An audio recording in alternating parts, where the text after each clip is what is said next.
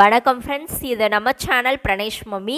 இன்றைக்கி வந்து நம்ம வீடியோவில் நம்ம எதை பற்றி பார்க்க போகிறோம் அப்படின்னா, ஒரு மோஸ்ட் ரெக்வஸ்டட் வீடியோ. அதாவது குழந்தைங்களுக்கு இட்லி, தோசை இது கூடவெல்லாம் தொட்டு கொடுக்கறதுக்கு ஒரு சூப்பரான சட்னி ரெசிபி தான் வந்து பார்க்க போகிறோம். இது வந்து பார்த்தீங்க அப்படின்னா ஒரு 2 மினிட்ஸ் சட்னி. அதாவது என் குழந்தை எக்ஸ்ட்ரா ஒரு இட்லி வாங்கி சாப்பிடுது அப்படின்னா அதுக்கு காரணம் இந்த சட்னி தாங்க. டக்குன்னு மார்னிங் பிரேக்ஃபாஸ்ட்டுக்கோ இல்லை டின்னர் டைமுக்கோ ஒரு 2 நிமிஷத்தில் ஒரு சட்னி குழந்தைங்களுக்கு ரொம்ப டேஸ்ட்டாக செய்து கொடுக்கலாம். இந்த சட்னி ரெசிபி எப்படி செய்கிறதுன்னு பார்க்குறதுக்கு முன்னாடி இந்த வீடியோக்கு ஒரு லைக் பண்ணிட்டீங்க அப்படின்னா உங்களை மாதிரி இன்னும் நிறைய மம்மிஸ்க்கு இந்த வீடியோ யூஸ்ஃபுல்லாக இருக்கும். அது மட்டும் இல்லாமல் இப்போ தான் நீங்கள் ஃபஸ்ட் டைம் நம்ம சேனல் பார்க்குறீங்க அப்படின்னா மறக்காமல் நம்ம சேனலை சப்ஸ்கிரைப் பண்ணிக்கோங்க. ஓகே ஃப்ரெண்ட்ஸ், இந்த ரொம்பவே சூப்பரான டக்குன்னு 2 மினிட்ஸில் செய்யக்கூடிய இட்லி தோசைக்கு தொட்டு கொடுக்கக்கூடிய குழந்தைங்களுக்கான சட்னி செய்கிறதுக்கு ஸ்டவ்வில் வந்து ஒரு பேன் வச்சுக்கலாம். இதில் கொஞ்சமாக குக்கிங் ஆயில் சேர்த்துக்கோங்க. ஆயில் ஹீட் ஆனோடனே ஜஸ்ட் ஒரு 2லேருந்து 3 ஜீரகம் மட்டும், அளவாக ஜீரகம் ரொம்ப கம்மியாக சேர்த்துக்கோங்க அந்த ஃப்ளேவருக்காக. இல்லைன்னா நம்ம அரைக்கும் போது அது கசக்கும். ஜஸ்ட் 2லேருந்து 3 மட்டும் சேர்த்துக்கோங்க. இப்போ ஒரு கைப்பிடி அளவுக்கு சாம்பார் வெங்காயம் வந்து சேர்த்துருக்கேன். அது கூடவே ஒரு 2லேருந்து 3 மிளகு சேர்த்துக்கோங்க. ஒரு பல் பூண்டு சேர்த்துக்கோங்க. மிளகு எல்லாம் காரத்துக்கு தகுந்த மாதிரி சேர்த்துக்கோங்க. 2 3 தாராளமாக சேர்த்துக்கலாம், அதில் காரம் இருக்காது.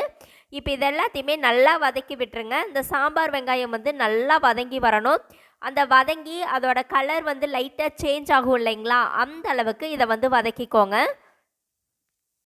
இப்போ பார்த்தீங்கன்னா சாம்பார் வெங்காயம் நல்லா வதங்கி வந்துருச்சு. இப்போ இது கூட நான் ஒரு கைப்பிடி அளவுக்கு பொட்டுக்கடலை, அதாவது சட்னிக்கு போடுவோம் இல்லையா உடச்ச கடலை, அது வந்து சேர்த்துட்டு நல்லா வதக்கி விட்டுக்கிறேன்.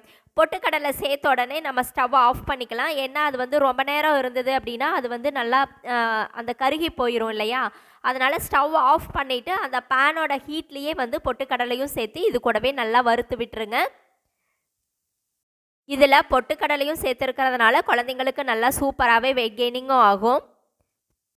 இப்போ இது கூடவே கொஞ்சமாக சால்ட்டும் சேர்த்துட்டு நல்லா கலந்து விட்டுட்டு இதை வந்து நல்லா ஆற வச்சுக்கலாம்.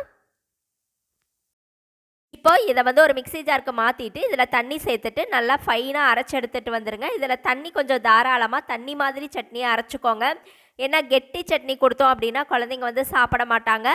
இதை வந்து நீங்கள் தாளிக்கிறதுனா தாளிச்சுக்கலாம், இல்லைன்னா அப்படியே ஊட்டி விடலாம். நான் வந்து எப்போவுமே தாளிக்க மாட்டேன். பெரியவங்களுக்கு அப்படின்னா கொஞ்சம் கருவேப்பிலை, கடுகு இதெல்லாம் போட்டு தாளித்து கொட்டலாம்.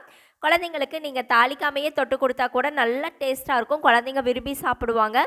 ஓகே ஃப்ரெண்ட்ஸ், இந்த 2 மினிட்ஸ் சட்னி உங்களுக்கு பிடிச்சிருந்தது அப்படின்னா மறக்காமல் நம்ம சேனலை சப்ஸ்கிரைப் பண்ணுங்கள், லைக் பண்ணுங்கள். அதே மாதிரி உங்களுடைய கருத்துக்களையும் கமெண்ட்டில் சொல்லுங்கள். Thank you friends.